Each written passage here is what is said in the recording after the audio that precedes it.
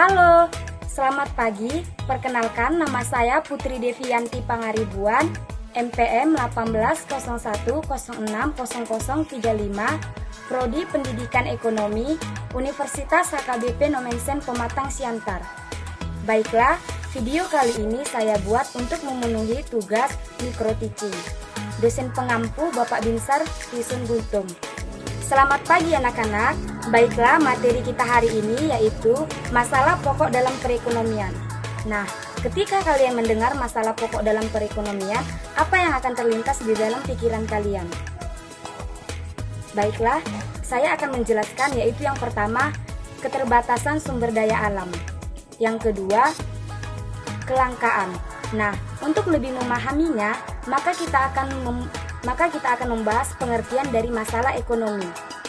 Masalah ekonomi adalah masalah yang timbul ketika keinginan dan kebutuhan bertemu dengan sumber daya alam yang terbatas.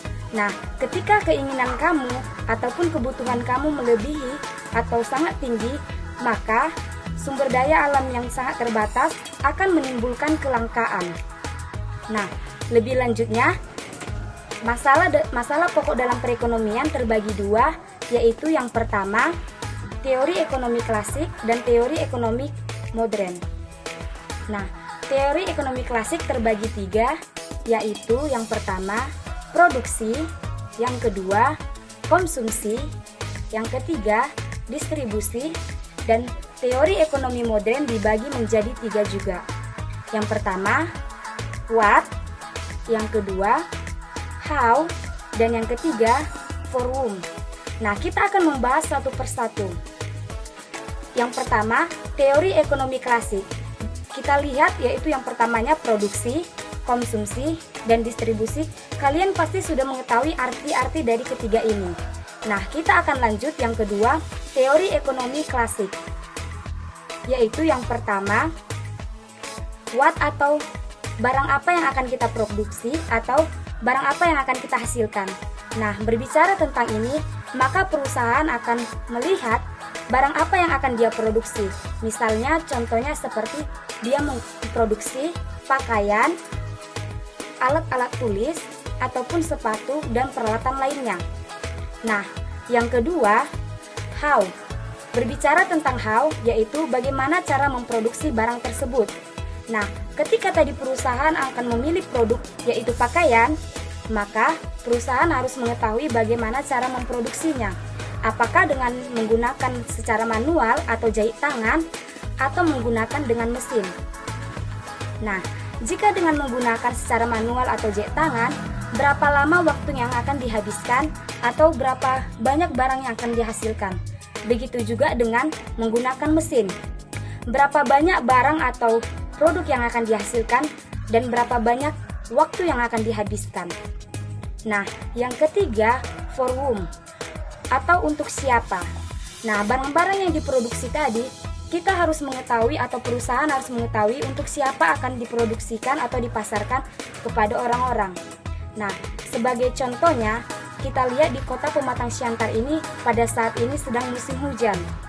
Maka, perusahaan akan memproduksi contohnya seperti payung, jas hujan, atau mantel. Tidak mungkin suatu perusahaan akan memproduksi baju renang. Memang kita lihat di kota Pematang Siantar akan ada yang membeli pakaian renang, tapi kemungkinan kecil. Karena yang dibutuhkan oleh orang-orang Pematang Siantar karena sedang mengalami musim hujan, maka dia akan lebih memilih atau mengutamakan yaitu misalnya payung, jas hujan, dan mantel. Nah, selanjutnya kita masuk kepada sistem ekonomi. Nah, berbicara tentang sistem ekonomi, pengertian daripada sistem ekonomi adalah sistem ekonomi untuk mengkoordinasikan semua perilaku masyarakat, baik itu produsen, konsumen, dan pemerintah untuk menjalankan kegiatan produksi, yaitu produksi, distribusi, dan konsumsi. Nah, macam-macam daripada sistem ekonomi yaitu yang pertama, sistem ekonomi tradisional. Sistem ekonomi tradisional adalah sistem ekonomi yang dimana masyarakatnya masih menerapkan cara hidup dengan tradisional. Kita lihat ciri-ciri daripada sistem ekonomi. Kita lihat ciri-ciri daripada sistem ekonomi tradisional, yaitu yang pertama, masih menggunakan teknologi-teknologi yang sederhana. Yang kedua, sumber dayanya masih terbatas atau bergantung pada alam. Yang ketiga, masih menggunakan barter sebagai alat perdagangannya. Nah, yang menjadi tradisional, yang menjadi keunikan daripada sistem ekonomi tradisional ini adalah yaitu barter. Kita ketahui barter ini adalah tukar-menukar. Nah, sebagai contohnya, di masyarakat tradisional ini menggunakan barter sebagai alat perdagangannya. Contohnya seperti misalnya si A mempunyai 2 karung beras dan si B mempunyai 1 kantong plastik. Maka si A dan si B bertemu dan saling menukar. Si A memberikan 2 karung beras kepada si B dan si B memberikan 1 kantong plastik ikan kepada si A. Mereka saling menukar dan saling memenuhi kebutuhan. Nah, selanjutnya kita lihat kelebihan dan kelemahan daripada sistem ekonomi tradisional. Kelebihannya adalah yang pertama, tidak adanya pesaing yang tidak sehat. Nah, mengapa dikatakan tidak adanya pesaing yang tidak sehat? Karena pertukaran atau barter yang dilakukan si A dan si B tadi antar individu satu dengan individu yang satu, tidak adanya orang yang ketiga, maka tidak terjadi pesaing yang tidak sehat. Nah, yang kedua, hubungan antar individu sangat erat. Ketika si A dan si B tadi terus-menerus melakukan barter untuk memenuhi kebutuhannya, maka akan terjalin komunikasi yang baik antar mereka sehingga menimbulkan hubungan mereka semakin erat. Nah, yang ketiga, tidak adanya beban berat yang dipikul oleh masyarakat. Kenapa tidak ada beban berat yang dipikul oleh masyarakat? Karena si A dan si B tadi menukarkan secara sah tanpa adanya paksaan. Maka tidak ada beban berat yang akan mereka pikul. Nah, untuk kelemahannya yaitu produktivitas masyarakat sangat rendah karena masih menggunakan teknologi-teknologi yang sederhana. Nah, kita lanjut yang kedua yaitu sistem ekonomi komando atau sosialis.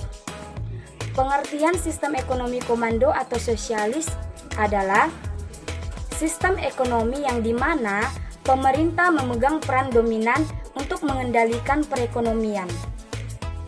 Nah, kita lihat ciri-ciri daripada sistem ekonomi komando dan sosialis.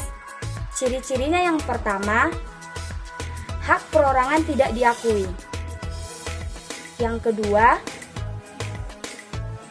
rakyat tidak bebas dalam memilih pekerjaan. Yang ketiga, perencanaan, pengorganisasian, dan pengawasan seluruhnya dilakukan oleh pemerintah. Nah, untuk kelebihan dan kelemahannya, kelebihan daripada sistem ekonomi komando atau sosialis yaitu yang pertama, seluruh perekonomian ditanggung oleh pemerintah. Yang kedua,